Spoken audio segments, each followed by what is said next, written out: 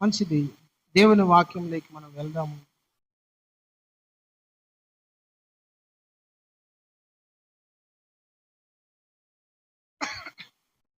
పరిశుద్ధ గ్రంథాలు తెరిచి కీర్తనల పుస్తకం, కీర్తనల గ్రంథం 84వ కీర్తన 4వ చరణాన్ని మనం చదువుదాము. కీర్తనల గ్రంథము 84వ కీర్తన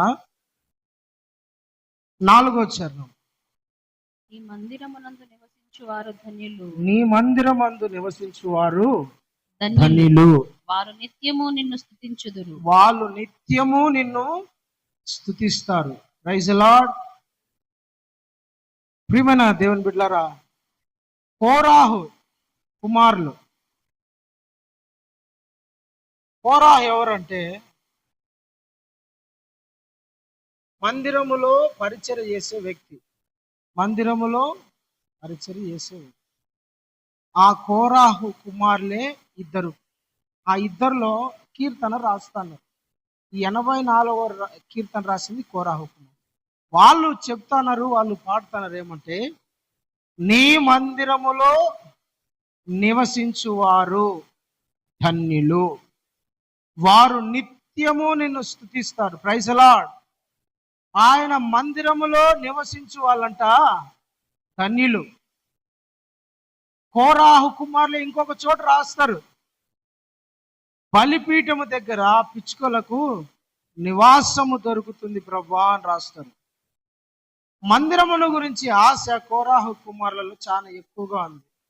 వాళ్ళు మందిరములో గడపాలని, మందిరములో ఉండాలని, మందిరములో పరిచర్య చేయాలని, మందిరములో వాళ్ళు ఎప్పుడు ఉండాలని కోరాహు కుమారులకు ఎప్పుడు అదొక ఆశ, కోరిక. అది వాళ్ళకు ఎప్పుడు నీ సన్నిధిలో ఉండాలయ్యా, ఎప్పుడు నీ మందిరంలో ఉండాలి ప్రభా, నీ మందిరంలో ఎప్పుడు పరిచర్య చేస్తూ ఉండాలయ్యా, నీ మందిరంలో మేలులు ఉన్నాయి, నీ మందిరంలో సమృద్ధి ఉంది, నీ మందిరంలో దీవెనలు ఉన్నాయి, నీ మందిరములో ఆశీర్వాదాలు ఉన్నాయి, నీ మందిరము నీ సన్నిధితో నిండి ఉంటది. కాబట్టి నీ మందిరంలో నేను ఉండాలని కోరుకుంటున్నాము, నా ఫ్యామిలీ ఉండాలని కోరుకుంటున్నాము ప్రభా. నీ మందిరంలో నేను ఉండేటట్లుగా నా కుటుంబాన్ని దీవించు. నీ మందిరంలో ఎవరుంటారో వాళ్ళు ధన్యులు, ఆశీర్వదించబడిన వాళ్ళు నీ మందిరంలో ఉంటారని కోరాహు కుమారులు రాస్తాను. Praise the Lord. మందిరంలో ఉండటము, మందిరంలో నివసించటము చాలా ఆశీర్వాదకరమైనది. కొంతమంది చూడండి, వాళ్ళ పని, వాళ్ళ జాబ్ లేదా వాళ్ళ ఉద్యోగాన్ని హైప్ చేసుకుంటారు. పొద్దున వాళ్ళ డ్యూటీకి వెళ్తారు, లేదా వాళ్ళ ఉద్యోగానికి వెళ్తారు, వాళ్ళ వ్యాపారాలకు వెళ్తారు. సాయంత్రం అయితేనే ప్రతిరోజు మందిరంలో ఒక గంటైనా గడపాల, ఒక 10 నిమిషాలైనా మందిరంలో కూర్చొని రావాలా, మందిరంలో ఒక పాట అయినా పాడి రావాలా, మందిరంలో వాక్యమైనా చదివి రావాలా, వాక్యం వినన్న రావాలా, కనీసం కూర్చోనన్నా రావాలా. ఎందుకంటే మందిరంలోకి వెళ్ళి కూర్చుంటే, మందిరంలో ఉంటే తెలియని నెమ్మది, తెలియని సంతోషము మందిరంలో ఉంటది. ఎప్పుడు బయట చూడండి ఏదో ఒక సమస్య, ఏదో ఒక ఇబ్బంది, ఏదో ఒక పోరాటం, ఏదో ఒక గొడవ, ఏదో ఒకటి ఉంటది. కానీ మందిరంలోకి వచ్చేసరికి ప్రశాంతత ఉంటది. దేవుని బిడ్డలారా, హల్లెలూయా. మందిరంలో నెమ్మదిగా ఉంటది. ఎక్కడ లేని నిద్ర మందిరంలోనే వస్తుంది తెలుసా. ఎక్కడ లేని నిద్ర కూడా మందిరం. అంటే మందిరము ప్రశాంతంగా ఉంటది, మందిరములో దీవెనలు ఉంటాయి. మందిరము బయట అంతా అలజడితో ఉంటావు, మందిరం లేకొచ్చి కూర్చుంటానే అలజడి అంతా ఏమైపోతుంది, నిన్ను సమాధానం, పీస్, శాంతితో, నెమ్మదితో నిండిపోతావు. మందిరములో అలాంటి దీవెనలు ఉన్నాయి. బయట చూడండి, ఎప్పుడు చూడండి ఏదో ఒక గొడవ, ఏదో ఒక రచ్చ, ఏదో ఒక రాయబడం, ఏదో ఒక టెన్షన్, ఏదో ఒక ఆలోచన, ఏదో ఒకటి. కానీ మందిరంలోకి వచ్చి కూర్చుంటానే, ఇటుకు వస్తానే దేవుడు నాతో ఉన్నాడు, నా మొర వింటాన్నాడు అన్న భావన వచ్చేస్తుంది. అందుకనే కోరాహు కుమారులు ఏమంటానంటే, నీ మందిరములో నివసించువారు ధన్యులు. ధన్యులయ్యా. ఎందుకంటే ప్రభా, మందిరంలో ఉన్న మేలుల చేత వాళ్ళు తృప్తి పరచబడతాన్నారు, మందిరంలో ఉన్న దీవెనల చేత వాళ్ళు తృప్తి పరచబడుతున్నారు. మందిరములో ఉన్న సమాధానం చేత వాళ్ళు తృప్తి పరచబడుతున్నారు. మందిరములో ఉన్న రక్షణ చేత వాళ్ళు ఆశీర్వదించబడుతున్నారు. అయ్యా, నీ మందిరములో నివసించడమే అదొక గొప్ప ధన్యత, అదొక గొప్ప భాగ్యం. ప్రైజ్ లార్డ్, హల్లెలూయా. 10వ వచనం చదవండి. 10వ వచనం ఒకసారి. నీ ఆవరణములో ఒక దినము గడుపుట, ఒక్క దినము గడుపుట 1000 దినముల కంటే 1000 దినముల కంటే శ్రేష్టమైనది. చదువు. భక్తిహీనుల గుడారములో నివసించుట కంటే నా దేవుని మందిర ద్వారమునొద్ద ఉండుట నాకు ఇష్టము. అబ్బా, ఏంది భక్తుని కోరిక? నీ ఆవరణములో ఒక్క దినము గడపడము 1000 దినాల కంటే శ్రేష్టమైనది. బయట 1000 దినాలు గడపడం కంటే నీ మందిరంలో ఒక్క దినము గడపడము 1000 దినాలంత శ్రేష్టమైనది. 1000 దినాలు ఆయుష్ నాకు ఇస్తావు, 1000 దినాల సమృద్ధి నాకు ఇస్తావు, 1000 రోజుల దీవెనలు నాకు ఇస్తావు, 1000 రోజుల క్షేమము నాకు దొరుకుతుంది, 1000 రోజులకు సరిపడిన నెమ్మది నాకు దొరుకుతుంది, 1000 రోజులకు సరిపడిన ఆనందం నాకు దొరుకుతుంది. 1000 రోజులు అంటే దగ్గర దగ్గర 4 సంవత్సరాలు కదా, 3.5 సంవత్సరము, దగ్గర దగ్గర 3 సంవత్సరాలు పై చిలుకు. 1000 దినాలు ప్రభా, 3.5 సంవత్సరం ఆయుష్ నాకు ఇస్తావు ప్రభా. ఎక్కడ గడిపితే దేవుని మందిర ఆవరణంలో ఆ చుట్టూ తిరుగుతా ఉంటే, ఆ చుట్టూ నివసిస్తే చాలండి. మందిరము చుట్టూ, ప్రభా నీ మందిరం ఆవరణంలో నేను ఉన్నానయ్యా, మందిరంలో లేను, మందిర ఆవరణంలో ఉంటే చాలు, 1000 దినాలకు సరిపడిన సమృద్ధిని నాకు ఇస్తావు.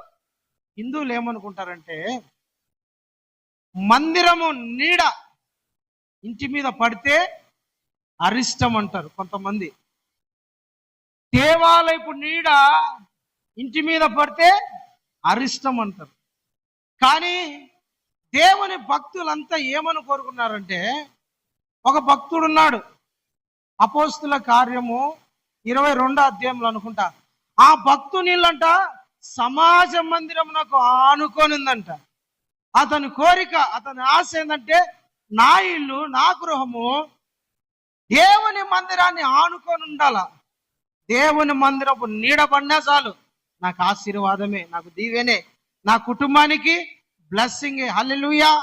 ప్రియమైన దేవుని బిడ్డలారా, దేవుని మందిరంలో నివసించడం ఆశీర్వాదం, దేవుని మందిరపు నీడపడము ఆశీర్వాదం, దేవుని మందిర ఆవరణంలో గడపడము 1000 దినముల కంటే శ్రేష్టమైనది. చాలా మంది ఈ శ్రేష్టమైన ఆశీర్వాదాలను పోగొట్టుకునే వాళ్ళు చాలా మంది ఉన్నారు. ఆ మాట చదువుతాను ఒకసారి. 21వ అధ్యాయంలో ఉంటది అనుకుంటా. అపోస్తుల గారు, అందరు చదవద్దండి, తీస్తుంది.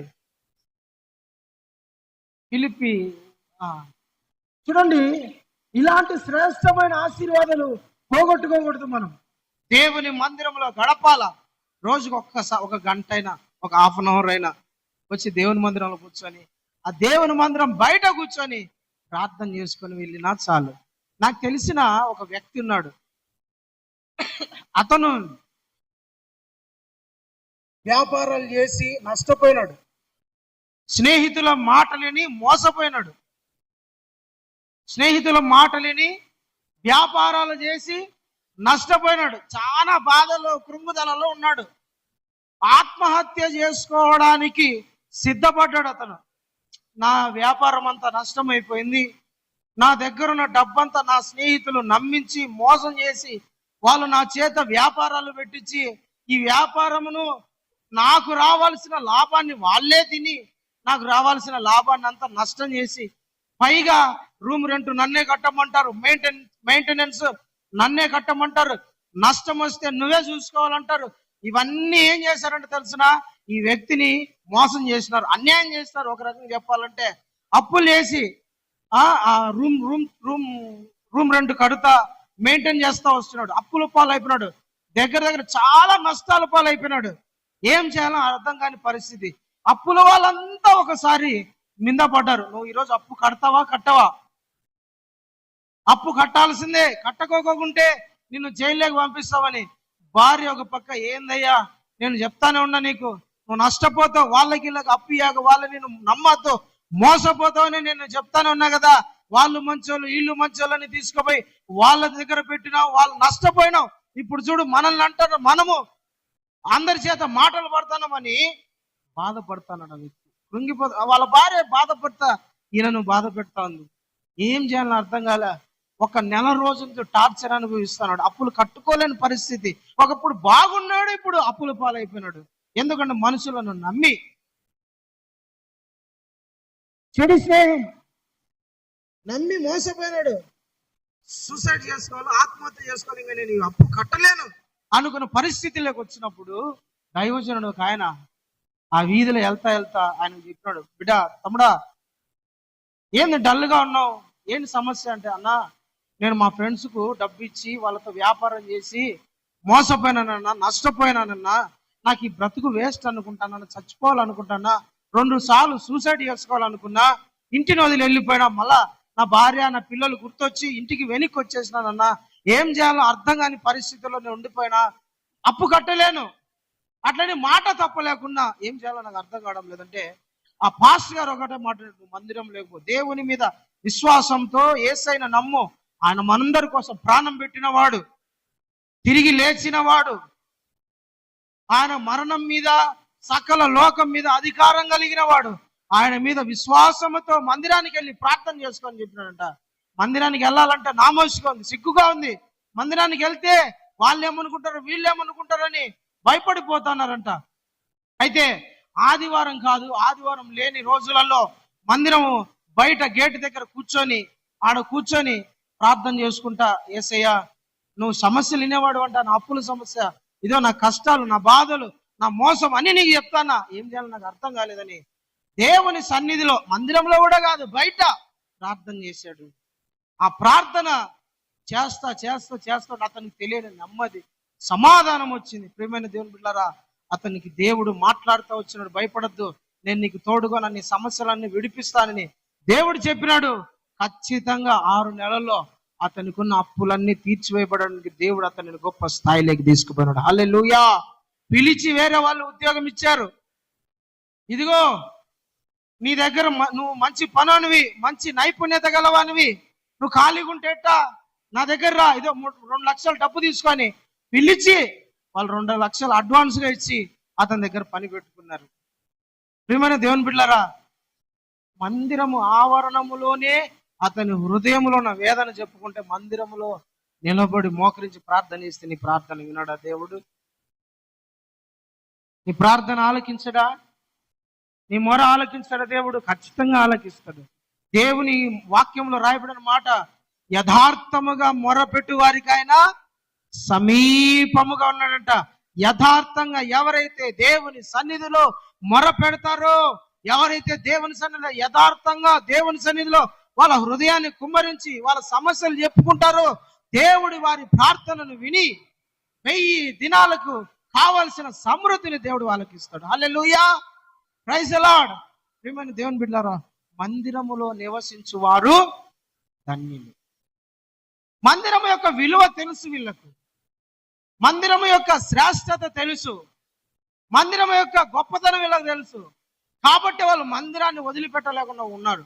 కోరాహు కుమారులే కాదు, దావీదు మహారాజు, ఇజ్రాయేలులకు రాజు, అతను కూడా దేవుని మందిరం యొక్క విలువ తెలిసిన వాడు. కాబట్టి నేను దేవుని మందిరాన్ని విడిచిపెట్టి ఉండనంటాడు. ఒకసారి 52వ కీర్తన చూడండి, ఒకసారి 52వ కీర్తన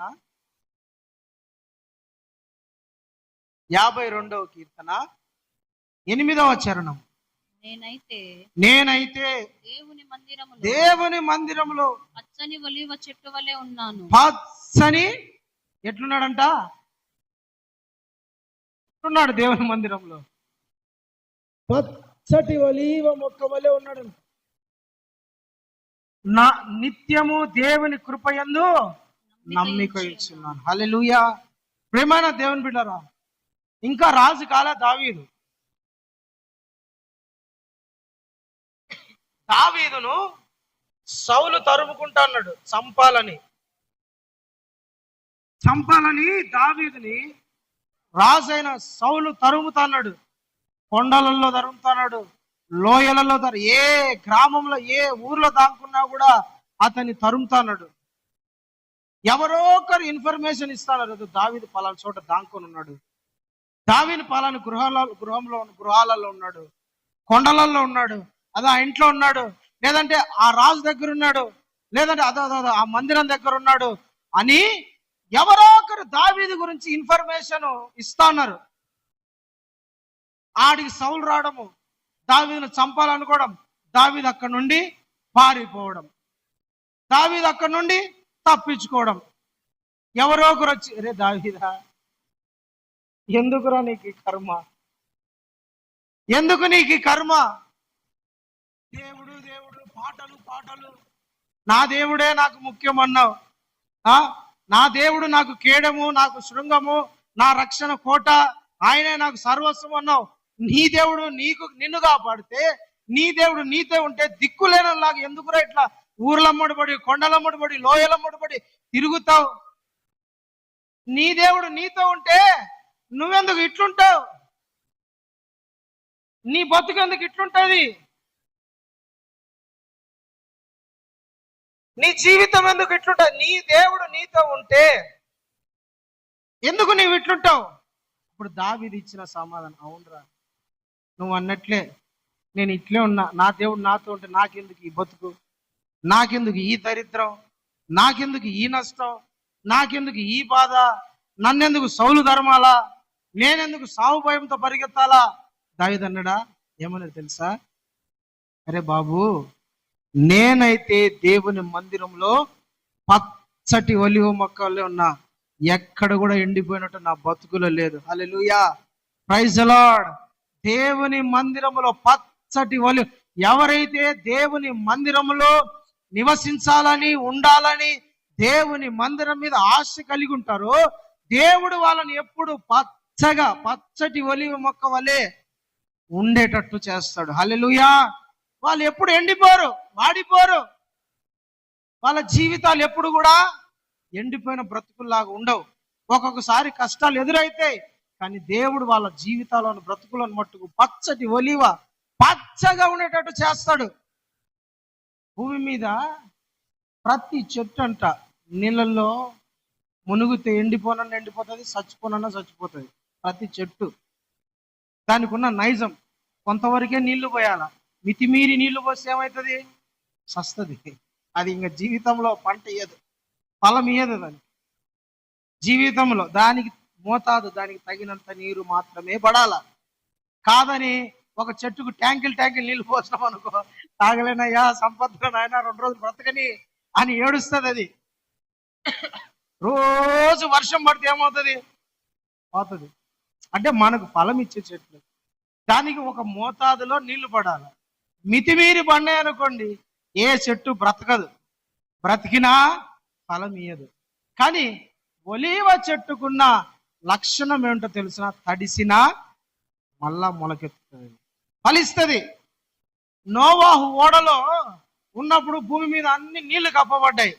ఒక కాకిని వదిలినాడు. కాకి పోయేమని ఉందేమో తీసుకుని రాబట్టే, కాకి బాగా నాకు ఆహారం దొరికింది, సమృద్ధిగా సచ్చిన శవాలు ఉన్నాయి, తిని బతుకుతాలని కాకి వెళ్ళిపోయింది. ఈ కాకి బతుకంతా ఇంతే, ఎప్పుడు లోకం చూడడం, తినడం అంతే. అప్పుడు పావురాన్ని, ఒక నల్ల పావురాన్ని వదిలి, ఆ నల్ల పావురము చూసి కాళ్ళు నిలుపుకోవడానికి స్థలం లేక మళ్ళా లోపలికి వచ్చింది. ఇట్లా కాదని మళ్ళీ ఒక వారం ఆగి మళ్ళా పావురాన్ని వదిలినాడు. ఆ పావురం తిరిగి ఏం తెచ్చిందంట? ఏం తెచ్చింది? ఏమాకు తెచ్చింది? చెప్పండి అమ్మా. ఒలీవ మొక్కను తెచ్చింది. ఒలీవ నీళ్ళలో మునిగిపోయింది కదా, ఎట్లొచ్చింది? దానికున్న శ్రేష్టత. హల్లెలూయా.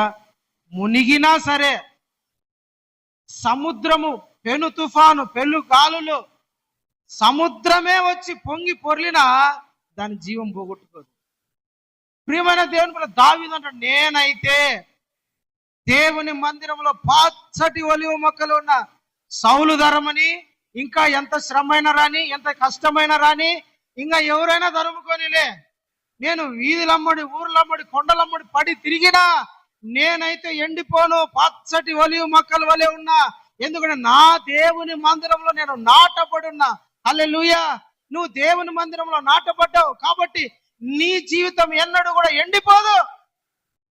నీ జీవితం ఎప్పుడు, నీ కుటుంబము, నీ వ్యాపారం, నీ ఆత్మీయ స్థితి ఎప్పుడు కదలని పచ్చని ఒలివ మొక్క వలె ఉండునుగాక, అలాగా మార్చబడునుగాక. పచ్చటి ఒలివ మొక్క వలె నా దేవుడు నిన్ను మార్చునుగాక. ఆమేన్, హల్లెలూయా.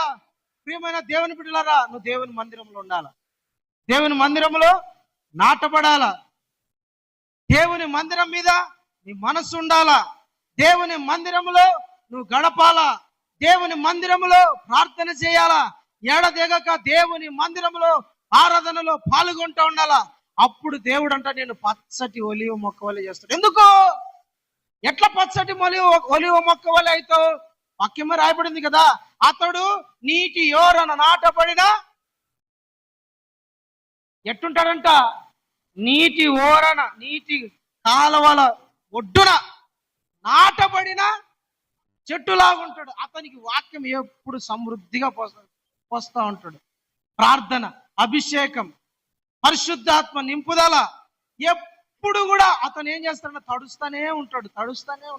ప్రార్థనలో నానుతా ఉంటాడు, వాక్యంలో నానుతా ఉంటాడు, అభిషేకంలో తడుస్తానే ఉంటాడు. కాబట్టి అతను ఏం చేస్తాడంటే పచ్చటి ఒలివ, ఆ బిడ్డ, ఆ కుటుంబం, ఆ వ్యక్తి పచ్చటి ఒలివ మొక్క వలె ఉంటది. హల్లెలూయా. అందుకనే మందిరంలో ఏం చేయాలా? నాటబడాలి. 90వ కీర్తనలో ఉంటది, నాటబడాలంట. చదువుతారా మాట ఒకసారి?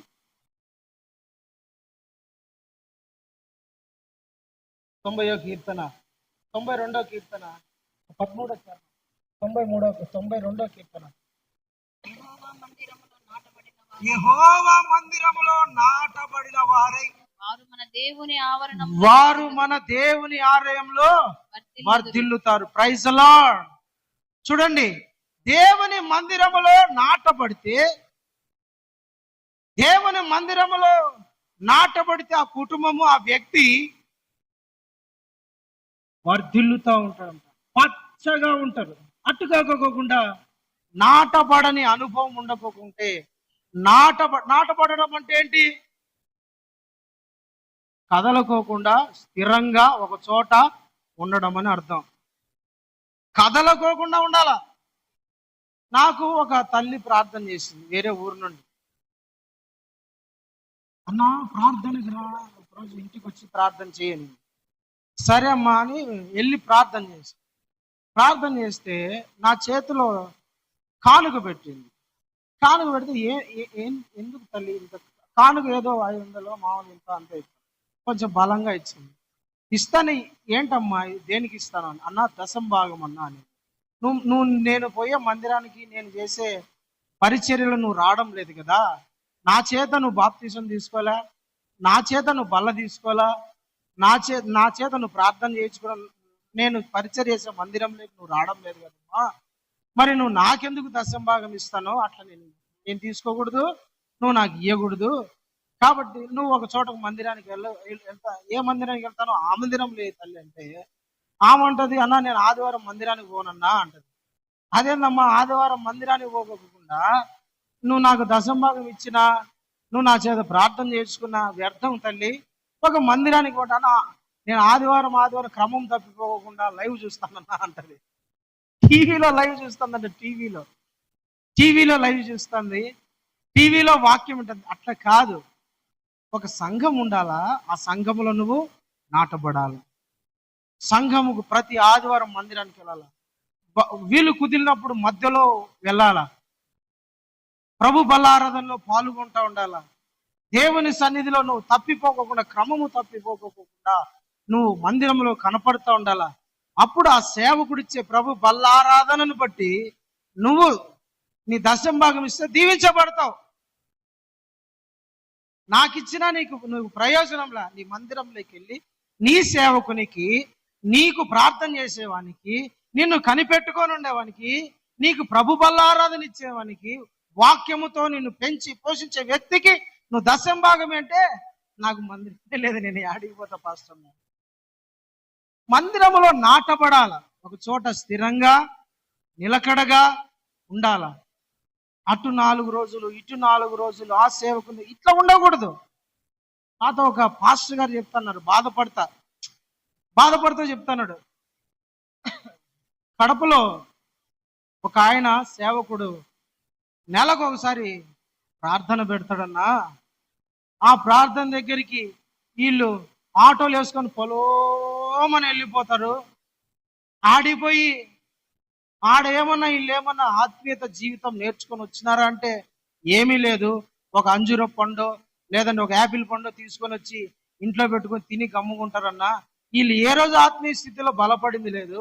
మళ్ళా ఏమంటారు, బాగాలేకుండా నా కాడికి వచ్చి ప్రార్థన చేయించుకుంటారు. ఏమన్నా సమస్య వస్తే నా దగ్గరకు వస్తారు. ఏదైనా ఫంక్షన్ చేయాలంటే నా దగ్గరకు వస్తారు. అన్ని నా దగ్గరకు వస్తారు. నేను అప్పుడు అన్నా, నా దగ్గర రావకుండా అడిగిపోండి. ఆ పాస్టర్ నెలకి ఎన్ని రోజులు వస్తారంట, ఒకే వీళ్ళు ఈడ ఒక రోజు మళ్ళీ ఆడ తప్పిపోయి మంచి మందిరం, ఆడ డిస్కో లైట్లు ఉన్నాయని ఆడి 4 రోజులు ఇట్లా పోతున్నారంట. ఇట్లా కాదు, జీవము గల దేవుని మందిరములో నాటబడాలి.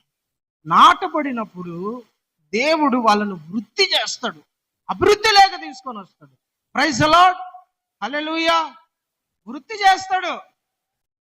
ఇప్పుడు ఒక చెట్టు నాటినాడు, అది వృద్ధి కాలేదంటే ఆ తోట యజమాను లేదంటే ఆ తోటమాలు ఏం చేస్తాడు, దానికి చుట్టూ తీసి బాగా గుంత తోగి ఆ చెట్టు లేదంటే ఏదైనా బెరడు కట్ చేసి ఆకు నరికి కొమ్మ నరికి దాన్ని ఏదో ఇంకా నీట్గా చేస్తాడు. అప్పుడప్పుడు దెబ్బలు తగులుతుంటాయి మందిరంలో. మా సేవకుడు నన్ను నరుకుతున్నాడు, నన్ను కొడతాడు, మాటలతో నన్ను వేస్తానని అనుకోకూడదు. ఓహో, నన్ను సరి చేస్తాను, నేను ఇంకా వృద్ధిలోకి రావాలని అని అనుకోవాలి. హల్లెలూయా. మనము దేవుని మందిరంలో నాటబడితే వృద్ధి చెందుతాం. పచ్చని ఒలివ మొక్క వలె ఉంటాము. కాబట్టి మందిరంలో మనం నాటబడాలి. మీరందరూ నాటబడాలి, మీ కుటుంబము నాటబడాలి, కదలని వారిగా ఉండాలి, వారం వారము తప్పిపోకుండా రావాలి. సమస్యలు, కష్టాలు, ఇబ్బందులు వచ్చినా కూడా నువ్వు దేవుని మందిరంలో నిలబడితే దేవుడు నేను ఆశీర్వదిస్తాడు. హల్లెలూయా, హల్లెలూయా. ప్రియమైన దేవుని బిడ్డలారా, నాటబడే అనుభవం ప్రతి ఒక్కరికి దేవుడు అనుగ్రహించును గాక. ఆమేన్. సరే, యోవేలు గ్రంథం, బుక్ ఆఫ్ యోవేలు గ్రంథము 1వ అధ్యాయం 14వ వచనం చూడండి.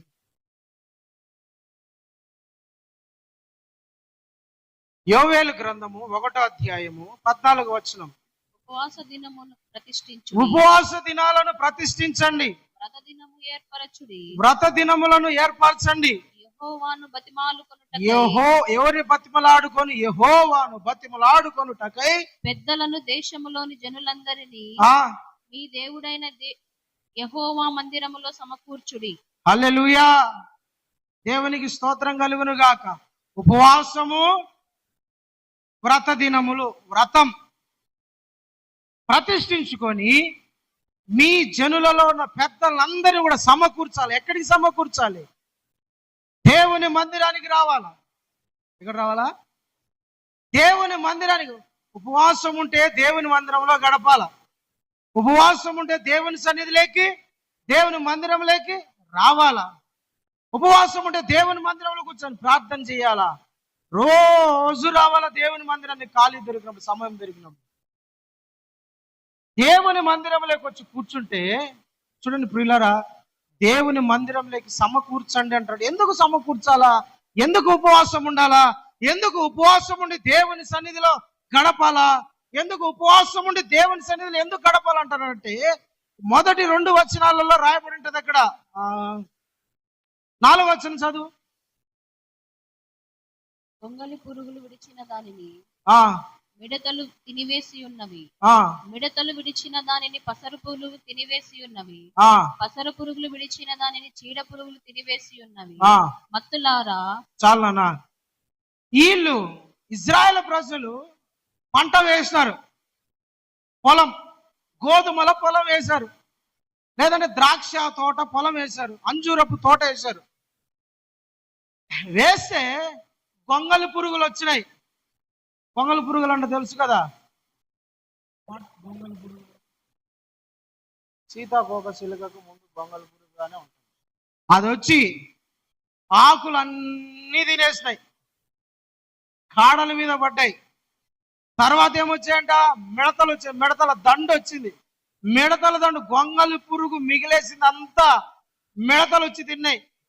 మిడతలు వదిలేసినాయి. ఏందినంట, పసర పురుగులు. పసర పురుగులు విడిచినట్టు చీడ పురుగు. 4 రకాల పురుగులు, 4 రకాల కీటకాలు ఆ పంట మీద పడి వాళ్ళకి రావాల్సిన పంటను అంతా తినేసింది. ఇప్పుడు ఏముంటది? నష్టం. దమ్మిడి లేదు. కష్టముతో, బాధతో, అప్పులతో ఏదో ఒక రకంగా వాళ్ళు పంట నాటుకున్నారు, కానీ నష్టం. ఏదో ఈ వ్యాపారం అన్నా బాగుంటుందిలే అని నాటుకున్నారు, చేసుకున్నారు, కానీ నష్టం.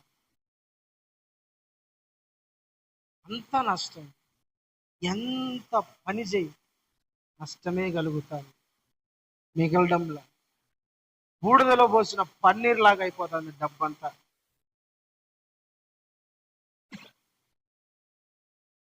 చిల్లు పడిన సంచిలో వేసినట్టు డబ్బు పడిపోతాను. మిగలడం వల్ల ₹10 మిగలడం, వెనక్కి తిరిగి చూస్తే అంతా నష్టమే, ఏమీ లేదు. కష్టాలతోనే నేలంతా సాగిపోతాను. కష్టాలు, నష్టాలు, బాధలు. ఈ వ్యాపారం అన్నా చేద్దాం అనుకుంటే అక్కడ నష్టమే, ఈ పని అన్నా చేద్దామంటే అక్కడ నష్టమే. ఎక్కడ చూడు, ఎట్లా చూడు, నష్టమే, నష్టమే, నష్టమే. లాభము లేదు, మిగులు లేదు, సమృద్ధి లేదు, ఆశీర్వాదాలు లేవు. కష్టపడింది సరిగా తినలేని స్థితి, కష్టపడింది సరిగా ఎత్తిపెట్టుకోలేని సిచ్యువేషన్స్, కష్టపడిన దాన్ని మిగిలించుకోలేని పరిస్థితుల గుండా చాలా మంది వెళ్తున్నారు. ఇజ్రాయెల్ ప్రజలు కూడా అంతే.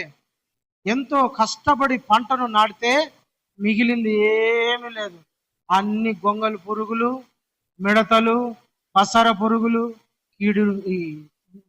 చీడ పురుగులు తినేస్తాను. ఏమి లేదు. వచ్చిన డబ్బు కనీసం అంత ఇంత వచ్చింది అనుకుంటే ఏరే వాళ్ళ చేతుల్లో పెట్టి మోసపోవడం, లేదంటే వ్యాధులతో పోగొట్టుకోవడం, లేదంటే ఏదో ఒక చెడు అలవాట్లతో పోగొట్టుకోవడం, ఏదో ఒక నష్టం. మిగులైతే చూడడం లేదు, లాభం అయితే లేదు. అప్పులు కట్టుకోవడానికే జీవితాంతం సరిపోయింది. అయితే ఒక చాటింపు ఇచ్చింది. ఏం తెలిసిన, మీరు దేవుని మందిరానికి ఉపవాసముతో రండి. ఉపవాసముతో దేవుని మందిరంలోకి వచ్చి కూర్చొని ప్రార్థన చేయండి. మీరు ఉపవాసముతో రండి, మీ కుటుంబం అంతా రండి, ఉపవాసంతో దేవుని సన్నిధిలో కూర్చోండి. చీడ పురుగులు, పస పురుగులు, మిడతలు, గొంగలి పురుగులు ఇవన్నీ తినేసినట్టు దేవుడు వాటినంటిని తోలేసి మీకు సమృద్ధిని ఇస్తాడని దేవుని వాక్యం చెప్తుంది. హల్లెలూయా. తినివేసినవన్నీ అనారోగ్యముతో, నష్టముతో, లేకుండా చెడు అలవాట్లతో, లేకుండా మోసపోయి ఏదో ఒక రకంగా నువ్వు పోగొట్టుకుంటాను. వీటన్నిటినీ దేవుడు మరలా తీసుకొని సమృద్ధిని కలిగిన సమర్థుడు ఆయన.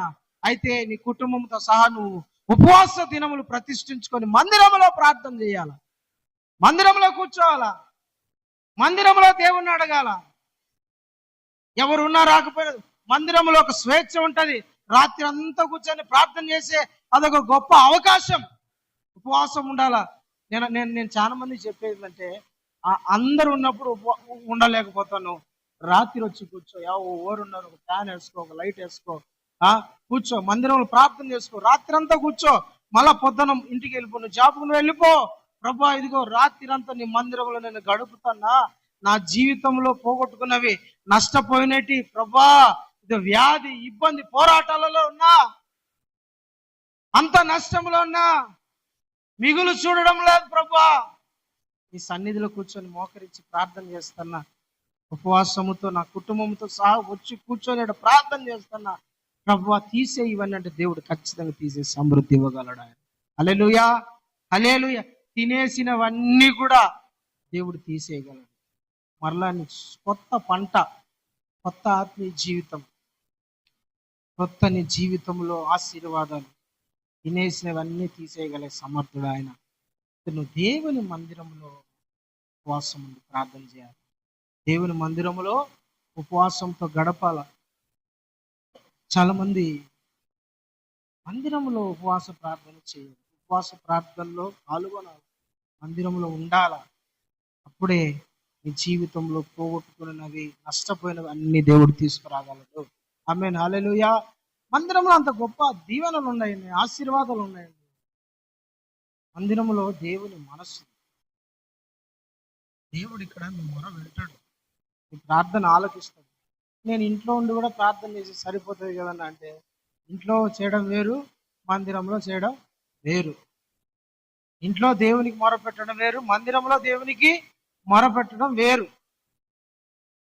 దీన్ని ఏమంటారు? ఇల్లు అన్నారు. ఇది కాపురం చేసే స్థలం కాదు. ఇది ఏమంటారు? నా మందిరం సమస్త జనులకు ప్రార్థనా మందిరం అనబడును. ఇది ప్రార్థనా మందిరం. ప్రార్థన చేసుకోవడానికే ఇదొక స్థలం, ప్రార్థన చేసుకోవడానికే ఇదొక ప్రత్యేకించబడిన ఒక ప్లేస్. నాకంటూ ఒక సపరేట్ స్థలం ఏదైనా ఉందా అంటే అది ప్రార్థన మందిరమే. ఇది ప్రార్థన చేసుకోవడానికే కట్టింది, ఇంకా దేనికి కాదు. ఇక్కడ తినడానికి, పడుకోవడానికి, లేదంటే ఇక్కడ ఏదేదో చేయడానికి కాదు.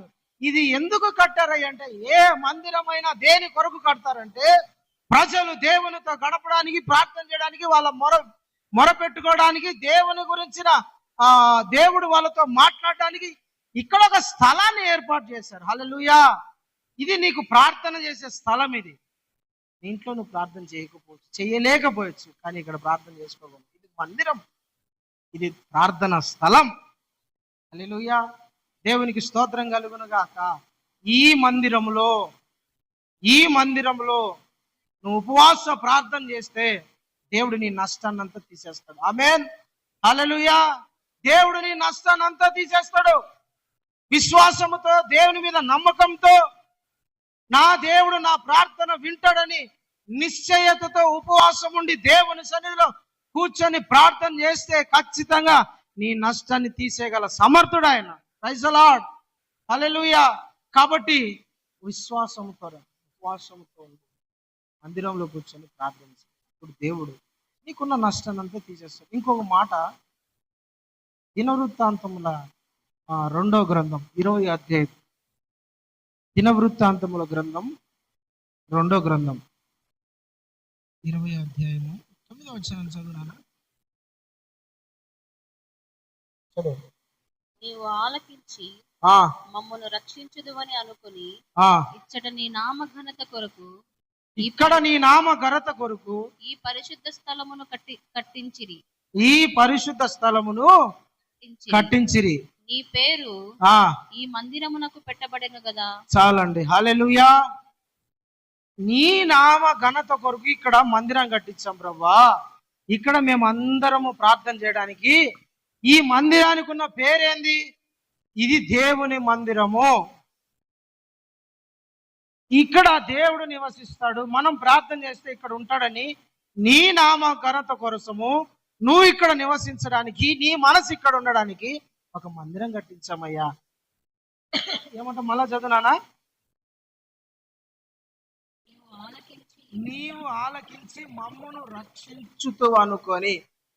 చాలు చాలు చాలు. నీవు ఆలకించి అనండి.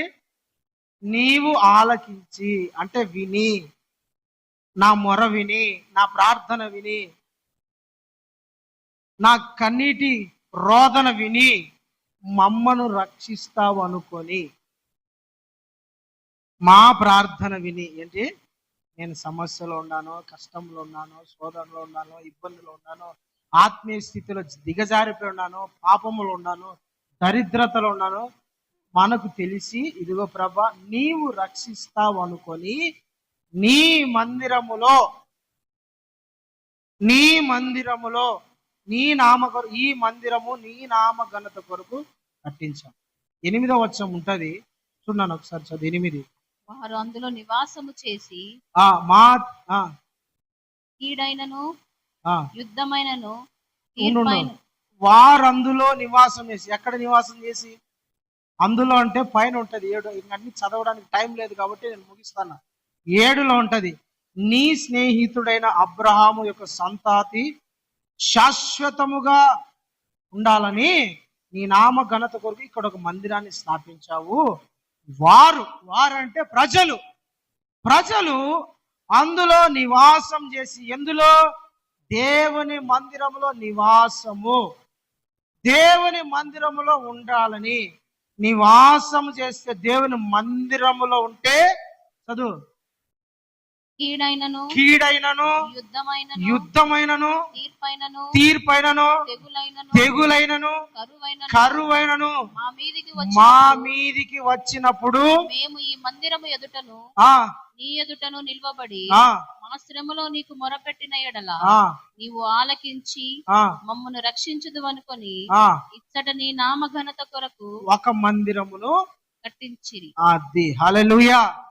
వారు ఇక్కడ నివాసం చేసి ఈ మందిరంలో ఉండి, ఈ మందిర ఆవరణంలో ఉండి వారు ప్రార్థించినప్పుడంట, వాళ్ళు దేవునికి వాళ్ళ మొర వినిపించినప్పుడంట, ఆయన విని తెగులైనను కీడైనను యుద్ధమైనను కరువైనను రాకోకుండా దేవుడు వాళ్ళను రక్షిస్తాడు. హల్లెలూయా. దేవుని మందిరములో ఎవరైతే ఉంటారో, నివాసం చేస్తారో, వాళ్ళకి ఏం రాదంట? కీడు రాదు, తెగులు రాదు, కరువు రాదు, యుద్ధములు రాకోకుండా దేవుడు వారిని కాపాడుతాడు. మందిరంలో ఉంటే తెగులు రానికోకుండా, ఏ వ్యాధి రాకోకుండా దేవుడు వాళ్ళని స్వస్థపరుస్తాడు. వ్యాధులలోనూ వారికి స్వస్థతనిచ్చేది దేవుడే, మన ప్రభు అయిన యేసుక్రీస్తు. మందిరములో ఉన్నప్పుడు, మందిరంలో ఎవరైతే నివాసం చేస్తారో దేవుడు వాళ్ళకి తెగులైనా కీడైనా యుద్ధమైనా కరువైనా రాకోకుండా దేవుడు వాళ్ళని ప్రొటెక్ట్ చేస్తాడు, అంటే కాపాడుతాడు, వాళ్ళకు ఒక కేడముగా ఉంటాడు. అందుకని ప్రేమ దేవుని బిడ్డలారా, మందిరములో నివాసం చేయాలి. ఏం చేయాలా? నివాసం చేయాలి.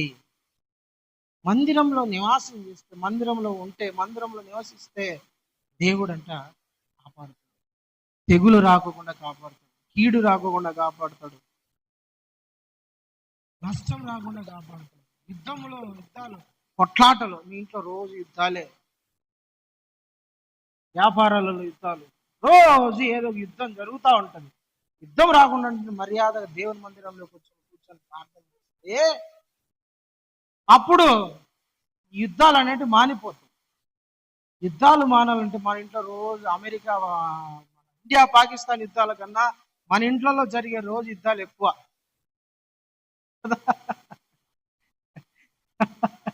ఇండియా పాకిస్తాన్ యుద్ధాల కన్నా ఇళ్లలో జరిగే యుద్ధాలు ఎక్కువ. చూడండి, మనకు బయట శత్రువు కన్నా ఇంట్లో శత్రువులు ఎక్కువ. రోజు కొట్టుకోవడం, తిట్టుకోవడం, అరుచుకోవడం. రోజు వారాలు ఒక రోజైనా గొడవ ఉంటే వాళ్ళకి నెమ్మది ఉండదు, సమాధానం ఉండదు, సరిగ్గా తినలేరు వాళ్ళు. కానీ రోజుకు ఒకసారైనా కొట్టాడుకోవాలా, తిట్టుకోవాలా, బండబూతులు మాట్లాడుకోవాలా, తన్నుకోవాలా, అవసరమైతే గుద్దుకోవాలా, హాస్పిటల్లో చేరాలా. అప్పుడు వాళ్ళకి నెమ్మది. సైతాన్ గాడు సంతోషమారా నీకు సైతాన్గా, ఇప్పుడు హ్యాపీనా, నీ ఆశ అంతా నెరవేర్చినగా, తన్నుకున్నాం కదా, సంతోషం. అంటే ఓకే బిడ్డ, నీలాంటిది నాకు ఒక్కరున్నా చాలు కుటుంబానికి, నాదే రాజ్యం. నీలాంటిది వీధికి ఒకటి, నీలాంటి వాడు వీధికి ఒకటి ఉన్నా చాలరా నాకు, నేను హ్యాపీగా సంతోషంగా నిద్ర, నాకు పనే ఉండదు. ఇంకా చెవులో వచ్చి చెప్తావు, నువ్వు కొట్టాడుతావు, యుద్ధం చేస్తావు, చాలు. సైతాన్ గాడికి చూడండి, పని ఎంత సులువు చేస్తారు కొంతమంది. వాడు చిటికేస్తే కొట్టాడుకుంటారు యుద్ధాలు. ప్రియమైన దేవుని బిడ్డలారా, ఏ కుటుంబంలో చూసిన యుద్ధాలు, ఊరే చూడండి, ఎప్పుడు యుద్ధాలే. ఆ యుద్ధాలన్నీ మారిపోవాలంటే బయట యుద్ధాల గురించి కాదు మనం చెప్పేది, మనలో ఉన్న యుద్ధాలు, మన కుటుంబాలలో ఉన్న యుద్ధాలు, మన కుటుంబాలలో ఉన్న రచ్చ రాయబారాలు, ఇవన్నీ తగ్గాలంటే దేవుని మందిరంలో కూర్చోవాలి, ఉపవాసం ఉండాలి. దేవుని మందిరంలోనే నీకు ప్రశాంతం. ప్రార్థన చేయి, దేవుని మందిరంలో కూర్చొని ప్రశాంతమైన మనసులో ప్రభా, యుద్ధాలకు, ఈ వ్యాధులకు, ఈ కీడులకు, ఈ నష్టాలకు తట్టుకోలేకుండా నాకు విడుదల నీ ప్రభా. రోజు వచ్చి కూర్చో, ప్రార్థన చేసుకో. మన ప్రియుడు, మన ఒక విశ్వాసి నాకు ఎప్పుడు చెప్తాను, పీస్ఫుల్నెస్, అదొక తెలియని ప్రశాంతత, సమాధానం నాకు ఉంది. నేను ఇప్పుడు సంతోషంగా ఉన్నా, బాగున్నా, అసలు నా మైండ్కి ఎక్కడంలో ఏ రచ్చ ఏ రాయి కొట్టుకోవాలి, వాళ్ళు కొట్టుకుంటా నాకేం లేదు, నాకు మనసు ప్రశాంతంగా ఉందని చెప్తాను. సూపర్ కదా. రోజు ఒక గంట అట్లా కూర్చొని ప్రార్థన చేసుకుంటాను. ఈ యుద్ధాలు అన్నట్టు ఉండవు. అందుకని నేను ఇళ్ళల్లో ఊరికి ఖాళీ కూర్చొని ఆ సెల్ ఫోన్లు ఒత్తుకుంటా, ఆ దరిద్రం ఒత్తుకుంటా, ఆల నీళ్ళని చూసుకొని ఊరికే మొఖాలు చూసుకొని అదేమంటారు, అగ్గిలో వేసిన మిరపకాయలకు పటపట పటపట పటపట అనుకోకుండా ఎప్పుడు ఆ పొయ్యిలో వేసిన ఉప్పులాగా చిటపట చిటపట అనుకోకుండా దేవుని మందిరంలోకి వచ్చి హ్యాపీగా ఒక గంట ప్రార్థన చేసుకో. ఒక గంట నడుచుకుంటారా, ఏమి ఇబ్బంది లేదు, నడుచుకుంటావు. లేదా బండి ఉంటే బండిలో వచ్చి కూర్చో, హ్యాపీగా వచ్చి కూర్చో. నీకు బీగాలు కావాలంటే ఎవరో ఒకరు ఇస్తారు. కానీ మందిరంలోకి వచ్చి కూర్చొని పో, ఇవన్నీ పోతాయి. ఖాళీగా ఉండదు. దేవునికి స్తోత్రం, హల్లెలూయా, ప్రైజ్ ది లార్డ్. దేవుని మందిరంలో కూర్చుంటే ఎన్ని ఉండవండి, ఉండవు. దేవుని మందిరంలో ఈ సమాధాన సన్నిధి దేవుడు నీతో పంపిస్తాడు. ఇక్కడ దేవుని సమాధానము సన్నిధి నీతో పంపిస్తాడు. నువ్వు ఇంటికి వెళ్ళినప్పుడు ప్రశాంత్. ఇప్పుడు నువ్వు మందిరానికి వెళ్ళి వచ్చినావంటే నేను ఎవరైనా ఏమన్నా అంటారా? కొట్లాడుకునేటప్పుడు నేను మందిరానికి పోతానా ప్రార్థన చేసుకున్నావు అంటే నేను ఎవరైనా ఏమన్నా అంటారా? ఒక గంట 2 గంటలు ఇక్కడ కూర్చొని పో, నోరు కూడా ఎత్తారు, సైలెంట్ అయిపోతారు. ఎప్పుడన్నా అటు ప్రయత్నం చేస్తూ మందిరంలో కూర్చొని కొట్లాడుకున్నప్పుడు చూడు, రచ్చ జరుగుతుంది అన్నప్పుడు నీకు ప్రేరేపణ వచ్చింది, నీకు అర్థమైంది అనుకో, మందిరానికి పోతానా మమ్మీ, నేను మందిరానికి పోతాను, డాడీ నేను మందిరానికి పోతాను, లేదంటే మీ భార్య నేను మందిరానికి పోతానయ్యా ప్రార్థన చేసుకోను, భర్త ఏమా నేను మందిరానికి పోతానా వచ్చి అంటే ఏమన్నారు వాళ్ళు, సైలెంట్ వీటికి వచ్చి కూర్చో మందిరంలో ఒక గంట 2 గంటలు. నీ బాధ అంతా వచ్చి సెల్ ఫోన్లు వస్తున్నాయి కాకుండా హ్యాపీగా కూర్చొని ఇంటికి పో. నీతో ఒక్క మాట అయినా మాట్లాడతారేమో అడుగు, సైలెంట్గా ఉంటారు. వాళ్ళకి భయం ఏంటంటే దేవుని మందిరం పోయి వీడు ఏందో చెప్పు వచ్చినాడు, ఈమె ఏందో దేవుని మందిరంలో పోయి చెప్పు వచ్చింది, నేనేమైనా ఎక్స్ట్రా మాట్లాడితే దేవుడు నాకు గువ్వ పగల కొడతాడు, కాబట్టి నేను మర్యాదగా ఉండాలని భయం పుడుతుంది వాళ్ళల్లో. దేవుడే భయాన్ని కలగజేస్తాడట. ఈ సన్నిధి ఇక్కడ నువ్వు దేవుని సన్నిధితో నిండిపోయి నీ ఇంటికి పోతావు. ఎక్కడికైనా పో, నీ ఇంటికి కాదు ఎక్కడికైనా పో, అక్కడ ఏమైపోతుందంటే దేవుని భయం నిన్ను ఆవరించుంటది. ప్రజలు నిన్ను చూసి భయపడతారు, ఏమి మాట్లాడకూడదు, సైలెంట్. అట ఒకరోజు కాదు, అట రోజు చేస్తే ఏమవుతుంది, నీ మైండ్ అనేది దేవుని ఆలోచనతో కనెక్టింగ్ అయిపోతుంది, లోక సంబంధంగా ఆలోచించదు. ప్రజలు కూడా, నీ ఇండ్లు కూడా, నీ బంధువులు కూడా, నీ తోటి కొలీగ్స్ కూడా ఏం ఫీల్ అయిపోతారంటే దేవుని మందిరంలో గడుపుతానడు కాబట్టి తనతో మనం ఈమెతో ఎట్లా పడితే అట్లా మాట్లాడకూడదు, జాగ్రత్తగా ఉండాలన్న భయం పుడుతుంది వాళ్ళలో.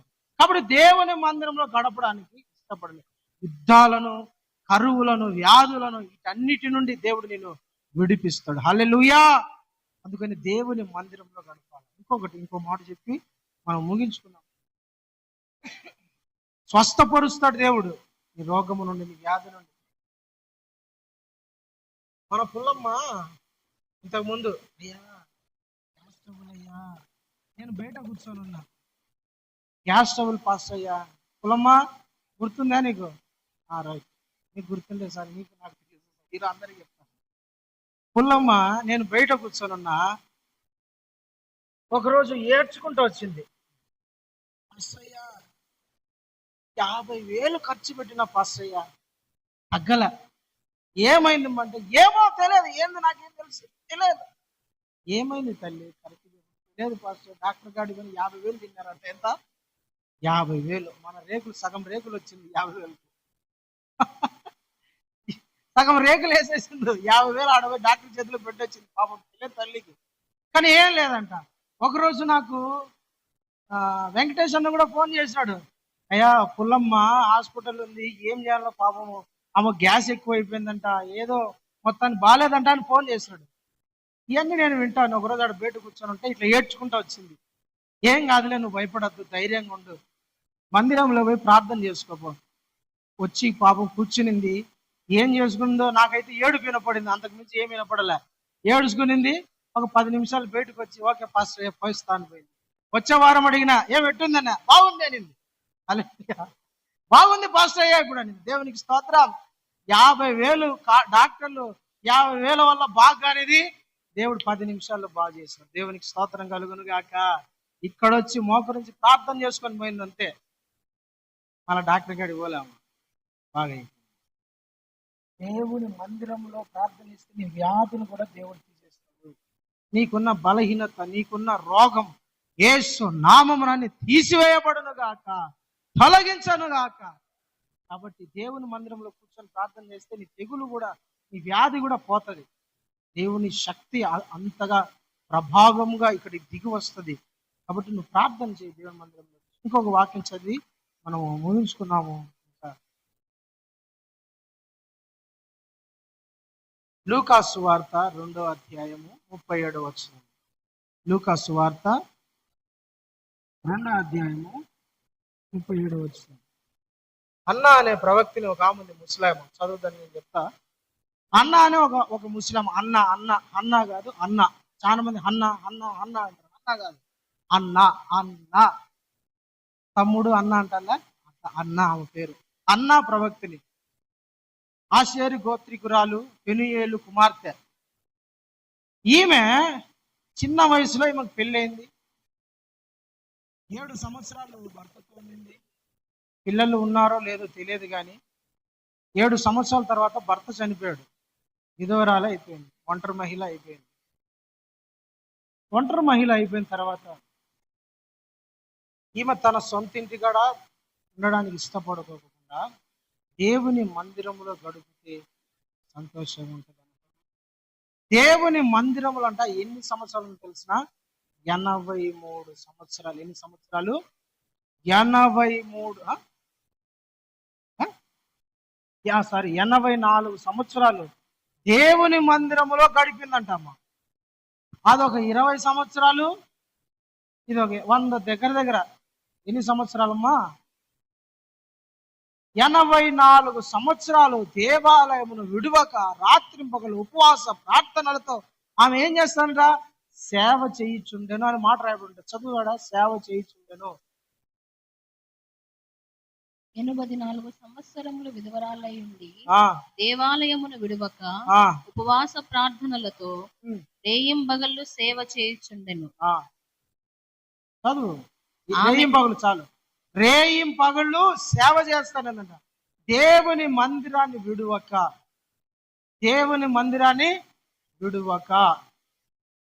84 సంవత్సరాలు సేవ చేసిందంటే ఆమె దేవుని మందిరంలో పరిచయం చేసిందాము. ముస్లాం కూడా దేవుని మందిరంలో పరిచర్య. ఆ కాలం మందిరంలో పరిచర్య చేయడం అంటే వాళ్ళు ఏదో అక్కడ ప్రార్థన చేయడం ఈ కాదు. దేవుని మందిరంలో పరిచర్య చేయడం ఆ కాలం మందిర పరిచర్య వేరు. అక్కడంతా మందిరం ఊడగొట్టము, బలిపీఠం మీద బలులు అర్పించినప్పుడు ఆ కింద శుభ్రం చేయడము, అవేమని ఉంటే అవి కడగ, ఇవి మందిర పరిచర్య అక్కడ. అప్పుడు అంతే. లేదంటే ప్రార్థన చేసుకుంటా ఉండడము, వచ్చిన వాళ్ళకు దేవుని గురించి చెప్పడం, ఇది పరిచర్య. 84 ఏళ్ళు పరిచర్య చేసిందండి. దేవునికి స్తోత్రం, హల్లెలూయా. ఒంటరితనంగా ఫీల్ అయిందా? అనారోగ్యం అని వచ్చి మధ్యలో చచ్చిపోయిందా? అట్లా చచ్చిపోయింది కూడా కాదు. దగ్గర 100 ఏళ్ళు బతికింది. దేవుని మందిరంలో గడిపితే ఆయుష్, దేవుని మందిరంలో గడిపితే దేవుడు ఆయుష్ ఇస్తాడు. ఎక్కువ రోజులు బ్రతుకుతారు, ఎక్కువ రోజులు జీవిస్తారు. దేవుని మందిరంలో గడిపితే ఒంటరితనం ఫీలింగ్ ఉండదు. దేవుని మందిరంలో గడిపితే నాకు ఎవరు ఉన్నా లేకపోయినా దేవుడు ఉంటే చాలా ఫీలింగ్ వస్తుంది. ఆయుష్ పెరిగించబడుతుంది, ఆరోగ్యం ఉంటుంది, సమాధానం ఉంటుంది. నిన్ను అందరూ ఘనపరిచేటట్టు దేవుడు దీవిస్తాడు. మందిరములో సేవ చేయాలి అనండి. మందిరములో సేవ చేయాల. 84 సంవత్సరములు విడువక ఆమె సేవ చేసిందంట. రేయిం పగళ్ళు, రాత్రి పగళ్ళు సేవ చేసిందంట మందిరంలో. ప్రియమైన దేవుని బిడ్డలారా, దేవుని మందిరమును నువ్వు విడువకోకుండా ఉంటే దేవుడు నీ ఆయుష్ను పొడిగిస్తాడు. ఆమె చచ్చిపోయేటప్పుడు కాళ్ళు ఇరిగిపోయి సావలే, నడుము పడిపోయి చచ్చిపోలా, అనారోగ్యంతో చనిపోలామా. నేను అనుకుంటానా నిండు వృద్ధాప్య వయసులో దేవుని సన్నిధికి వెళ్ళిపోయాడు. హల్లెలూయా, దేవునికి మహిమ కలుగును గాక. 100 సంవత్సరాలు బతకడం అంటే సామాన్యమైన విషయమా? ఆయుష్ ఇస్తాడు దేవుడు. మందిరములో గడపకోకుండా ఎక్కడ పడితే అక్కడ గడిపితే నీకు ఆయుష్ పెరగదు. దేవుని మందిరంలో ఆయుష్ ఉంది, ఆరోగ్యం ఉంది, జీవం ఉంది. జీవము గల దేవుని మందిరం అని పేరు. జీవాన్ని ఇస్తాడు దేవుడు. నాకు భయం పుడుతుంది, నాకు దడ పుడుతుంది, నాకు రోగం, మందిరానికి వచ్చి కూర్చో, సేవ చేయి. నేను చాలా మంది చెప్పేదంటే పరిచర్య చేయి. మందిరం ఏం చేయాలా? పరిచర్య చేయాలి, సేవ చేయాలి. సేవ చేసిన వాళ్ళకు దేవుడు ఎప్పుడు కూడా ఆయుష్ పెరిగిస్తూ ఉంటాడు, ఆరోగ్యాన్ని ఇస్తాడు. ఎక్కువ రోజులు బతకాలని ఆశ ఎవరికైనా ఉంటే దేవుని మందిరంలో పరిచర్య చేయాలి, దేవుని మందిరంలో సేవ చేయాలి, దేవుని మందిరంలో కష్టపడాలి. వాళ్ళని దేవుడు ఖచ్చితంగా దీవిస్తాడు. మంచి ఆయుష్తో దేవుడు వాళ్ళని నింపుతాడు. హల్లెలూయా, దేవునికి స్తోత్రం కలుగును గాక. ఆమేన్. కాబట్టి దేవుని మందిరంలో ఇంకొక మాట, మలాకి గ్రంథం 3వ అధ్యాయం 10వ వచనాన్ని చదవండి. మలాకి గ్రంథము 3వ అధ్యాయము 10వ వచనం. నా మందిరములో ఆహారం ఉండేటట్లు, నా మందిరములో ఆహారం ఉండేటట్లు 10వ భాగమంతయు 10వ భాగము అంతయు మీరు నా మందిర 10వ భాగం, ఇక్కడ అంతయు అనే పదం రాసినాడు. 10వ భాగం అంటగా అంతయు, 10th భాగం ఏదంట, 10వ భాగం అంతయు. 10వ భాగం అంతయు అంటే సగం ఎత్తి పెట్టుకొని సగం తేడం కాదు. 10వ భాగం అంతయు. చెప్పు నాన్న. నా మందిరంలో ఆహారం ఉండేటట్లు 10వ భాగం అంతయు 10వ భాగం అంతయు మీరు నా మందిరపు నిధిలోనికి మీరు నా మందిరపు యొక్క నిధులలోనికి తీసుకొని రండి. దీనిని చేసి మీరు నన్ను శోధించిన ఎడల నేను ఆకాశ వాకిళ్లను విప్పి పట్టజాలనంత దీవెనలను మీకు కుమ్మరించదును. హల్లెలూయా, కుమ్మరించదును. దేవుని మందిరములో ఆహారం ఉండేటట్లు, దేవుని సేవకుడు పోషించబడేటట్లు, దేవుని మందిరములో సమృద్ధి ఉండేటట్లంట 10వ భాగం అంతయు. ఎంత? 10వ భాగం అంటే 10వ భాగం అనుకోండి. ఒక విషయంలో చెప్పాలంటే 10వ భాగం అంతయు నీకు వచ్చిన రాబడిలో ఖచ్చితంగా 10వ భాగము తీసుకొని దేవుని మందిరంలోకి తీసుకొని రావాలి. అంటే సగం సగం కాదు, ఏదో ఇది ఇచ్చినాం ఏదో అది ఇచ్చినాం అన్నట్టు కాదు. టైత్ అనేది అదొక దేవుడు నియమించిన అదొక కట్టడ, దేవుడు నియమించిన అదొక ఏమంటారంటే అదొక భాగం. దానికన్నా తక్కువ పేదరాలు బీదరాలు అనాథవు అయితే పర్వాలా. అది దేవుని బలవంతంగా కావాలని కూడా దేవుడు చెప్పడం లేదు, కానీ మనస్ఫూర్తిగా హృదయపూర్వకంగా దేవుని మందిరంలోకి 10వ భాగం అంతయు తీసుకొని వచ్చి దేవుని మందిరంలో ఆహారం ఉండేటట్లు, నిధులు నింపబడేటట్లు నీవు తీసుకొని వస్తే ఆయన ఆకాశ వాకిళ్ళు విప్పి పట్టజాలనంత సమృద్ధి నీకు ఇస్తాడు. హల్లెలూయా, సమృద్ధితో దేవుడు నింపుతాడు. సమృద్ధిని నువ్వు అనుభవిస్తావు, సమృద్ధి దీవెనలను నువ్వు చూస్తావు. అయితే చాలా మంది ఏం చేస్తారంటే 10వ భాగం ఇవ్వరు. 10వ భాగం ఇవ్వకోకుండా కానుకనే 10వ భాగముగా భావిస్తారు. కానుకనే 10వ భాగముగా భావిస్తారు. కానుక వేరు, ప్రతిష్టార్పణ వేరు, 10వ భాగం వేరు. 10వ భాగం అంటే నీ రాబడి అంతటిలో నుండి 10వ భాగం తీసుకొని వచ్చి దేవుని మందిరంలో పెడితే దేవుడు అంట నీకు సమృద్ధిని ఇస్తానని దేవుని వాక్యం చెప్తాడు. హల్లెలూయా. పట్టజాలని దేవుడు ఆకాశ వాకిలు విప్పుతాడు. నీకు పట్టజాలనంత దీవెనను దేవుడు సమృద్ధిని ఇస్తాడు. కాబట్టి దేవుని మందిరంలో ఆహారం ఏముండేటట్లు, ఆహారం ఉండేటట్లు. ప్రభు బల్లారాధన తీసుకుంటున్న ప్రతి ఒక్కరు కూడా దశం భాగాలు దేవుని మందిరంలోకి తీసుకొని రావాలి. దేవుని మందిరంలో దశం భాగాలను చెల్లించాలా. నాకు కష్టాలు ఉన్నాయి, నాకు కష్టాలు ఉన్నాయి, మీకు కష్టాలు. మీరు దశం భాగాలు ఇస్తారు, నేను దశం భాగాలు ఇస్తాను. నేను దశం భాగం కూడా ఇవ్వాలా. పాస్టర్ దశం భాగం ఇయ్యడేమో అని మీరు అనుకోవచ్చు. నేను కూడా మా నాయకునికి దశం భాగం నేను ఇస్తా. హల్లెలూయా. నేను కూడా నా నాయకునికి దశం భాగము ఇవ్వాలా. మీ కాడ మీరు ఈ మందిరంలోకి తీసుకురావాలా. నేను మా నాయకునికి దశం భాగం ఇవ్వాలా. మీరు నాకు ఇవ్వకపోయినా, నేను మా నాయకునికి ఇవ్వకపోయినా, మీరు దేవుని దృష్టిలో దొంగలే, నేను దేవుని దృష్టిలో దొంగనే అవుతా. కాబట్టి నాకు సమృద్ధికి రాకపోవడానికి, లేదంటే మీకు సమృద్ధికి రాకపోవడానికి కారణం ఏంటంటే దేవుని మందిరంలోకి దశమ భాగాలు రాక. దేవుని మందిరంలో సమృద్ధి ఉండాలా. నీ కుటుంబంలో దేవుని మందిరంని సమృద్ధితో నింపితే దేవుడు నీ కుటుంబాన్ని సమృద్ధితో నింపుతాడు. హల్లెలూయా. సమృద్ధితో ఎంత నింపుతావు? దేవుడు నీ దగ్గర నుంచి కోరేది ఎంత? 10%. నీ దగ్గర ఎంత ఉంటుంది? 90%. దేవుడు నీ దగ్గర నుంచి 10% తీసుకొని దేవుడు సమృద్ధి ఇస్తాడు.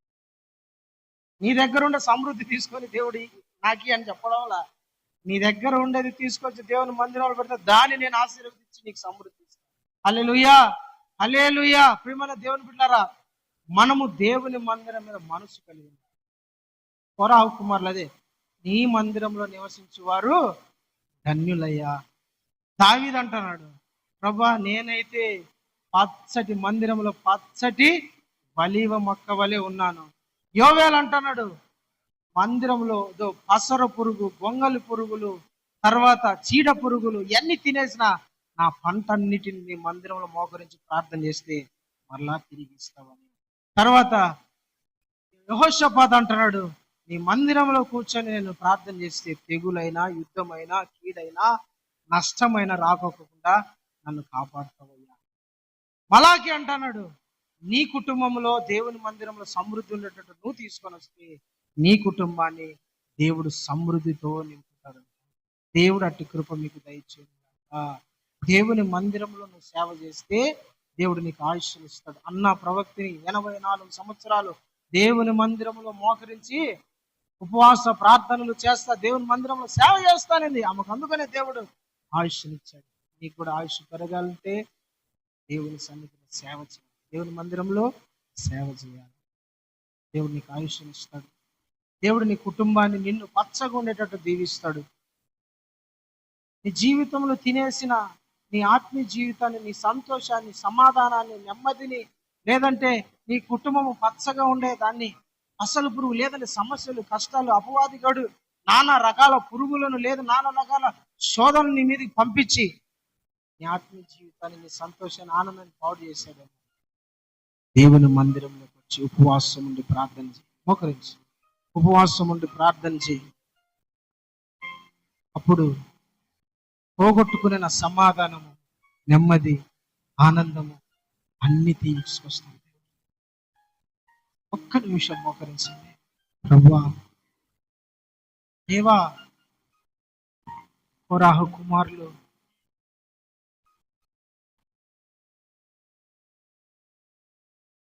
ఈ మందిరంలో నివసించువారు ధన్యులు అంటారు. అవునయ్యా, నీ మందిరంలో నివసించడం, నీ మందిరంలో నివసించడం ఎంతో ధన్యత.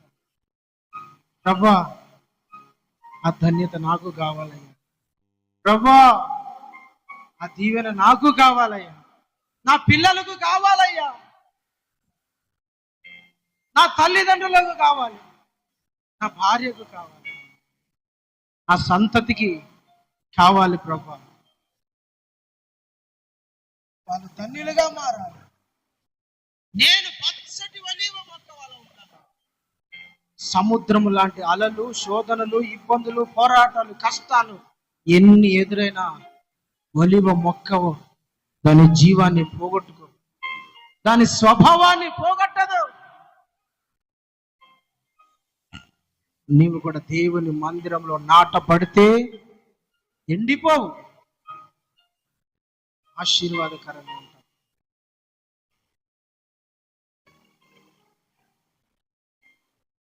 దీవెనకరంగా ఉంటాం. ప్రభువా అన్నట్టు మార్చేయ. నా జీవితంలో సంతోషం, సమాధానం, నెమ్మది, దీవెనలు, ఆరోగ్యం, అసల పురుగులు, చీడ పురుగులు, గొంగల పురుగులు, మిడతలు అనే ఏంటంటో తినేసాయి ప్రభా. పాపము తినేసి, బలహీనత తినేసి నీ సన్నిధిలో దేవుని మందిరంలో ఉపవాసం ప్రార్థన చేస్తాను. ప్రతిష్ఠించు. వారానికి కనీసం 2 రోజులైనా, 2 రోజులు, వారానికి 2 రోజులు ఉపవాస ప్రార్థనతో మందిరంలోకి వచ్చి మోకరించి ప్రార్థన చేస్తానని తీర్మానం చేసుకో. నిజంగా నేను ప్రకటిస్తున్నా, తినేసినవన్నీ, పోయినవన్నీ మరలా నీ జీవితంలోకి తీసుకొస్తాడు దేవుడు, తీసుకురాబోతున్నాడు దేవుడు. పోయినవన్నీ మరలా వస్తున్నాయి. నష్టమంతా యేసు నామమున తొలగించబడతాను. మందిరంలో ప్రార్థన చేస్తాను తీర్మానం చేసుకో. హల్లెలూయా. ప్రేమాన షందర రిబాల తుడారమాన. నా కుటుంబంలో యుద్ధాలు, పోరాటాలు, సమస్యలేనయ్యా. ఎప్పుడు వ్యాధులే, రోగాలే, ఒకటి పోతే ఒకటి, ఒకరికి పోతే ఒకరికి, ఒకరికి పోతే ఒకరికి వస్తూనే ఉన్నాయి. అయితే దేవుని మందిరంలోనూ గడపాల్సిందే, దేవుని మందిరంలోనూ ఉండాల్సిందే. నీకు ఆయుష్ పెరిగించబడాలంటే, పొడిగించబడాలంటే దేవుని మందిరంలో సేవ చేయాలి, పరిచర్య చేయాలా, దేవుని మందిరంలో కష్టపడాలా, సిగ్గుపడకోకుండా దేవుని మందిరంలో నిన్ను నువ్వు తగ్గించుకొని పరిచర్య చేస్తే దేవుడు నిన్ను దీవిస్తాడు. ఖచ్చితంగా నీకు ఆయుష్ని పెంచుతాడు, ఆరోగ్యాన్ని ఇస్తాడు. దిక్కులేనిలాగా ఉండవు. జీవము గల దేవుని సన్నిధిలో ఆయన కుమారునిగా, కుమార్తెగా పెరుగుతావు. నీ కుటుంబంలో సమృద్ధి ఉండాలంటే, దీవెనలు ఉండాలంటే దేవుని మందిరంలో ఆహారం ఉండేటట్టుగా 10వ భాగం తీసుకొని రావాలి, ప్రతిష్టార్పణ తీసుకొని రావాలి. ప్రార్థన చేసుకుందాం. ఒక్క నిమిషం ప్రార్థన చేయండి. మనం ఉండకోకుండా దేవుడు నీతో మాట్లాడాడని నువ్వు అనుకుంటున్నావు కదా. మాట్లాడింది నేను కాదు, మరలా చెప్తున్నా, నేను ప్రయోజనం లేని వాడిని. నేను కేవలము మట్టిని. నాలో ఉండి జీవము గల దేవుడే మాట్లాడాడు. యేసయ్య మాట్లాడాడని నువ్వు అనుకోవాలా, నా మాటలు కాదు. యేసయ్య ప్రార్థన. స్తోత్రం. పరిశుద్ధుడా, గొప్పవాడా, నమ్మదగిన దేవా, ఇదిగో సేవకుని నిలబెట్టి మాకు చక్కని వాక్య సందేశాన్ని ఇచ్చినందుకు వందనాలు.